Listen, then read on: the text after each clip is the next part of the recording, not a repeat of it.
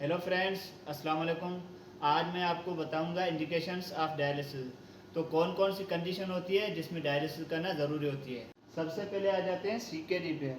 जो patient already chronic kidney disease का patient होता है और स्टेज 5 पे जब वो पहुंचता है तो स्टेज 5 वो होता है जो कि and stage of renal disease होती है, जिसमें ग्लोमेरुलर फिल्ट्रेशन रेट जो होता है वो 15 से कम हो जाता है और उस पेशेंट की डायलिसिस करना ज़रूरी होती है। उसके बाद आ जाते हैं एक के आई, एक्यूट किडनी इंजरी।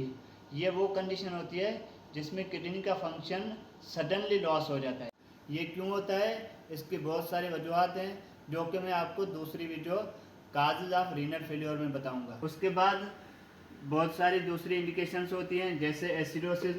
एसिडोसिस में क्या होता है, जो पीएच होती है 7.35 से कम हो जाती है और पेशेंट सीवियर मेटाबॉलिक एसिडोसिस में होता है और उस कंडीशन में डायलिसिस करना ज़रूरी होती है। इलेक्ट्रोलाइट्स इम्बेलेंस, इस कंडीशन में पेशेंट के सारे इलेक्ट्रोलाइट्स इम्बेलेंस हो जाते हैं, जैसे पोटेशियम की लेवल बढ़ जाती है और पेशेंट हाइपरकेलेमिया में चला जाता है और उस कंडीशन में डायलिसिस करना ज़रूरी होती है। फ्लूइड ओवरलोड, जो पेशेंट पल्मोनरी एडिमा में होता है उस पेशेंट की डायलिसिस करना ज़रूरी होती है।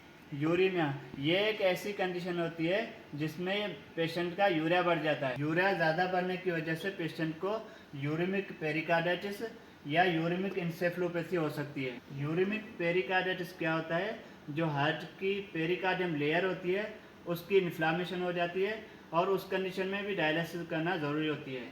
यूरिमिक इंसेफ्लोपैथी क्या होती है, ये एक न्यूरोलॉजिकल कॉम्प्लिकेशन है जो कि ब्रेन की डिसऑर्डर की वजह से होती है और इस कंडीशन में भी डायलिसिस करना ज़रूरी होती है। इंटॉक्सिकेशन, इस कंडीशन में पेशेंट पॉइजनिंग या ड्रग ओवरडोज में होता है और इस कंडीशन में भी डायलिसिस करना ज़रूरी होती है।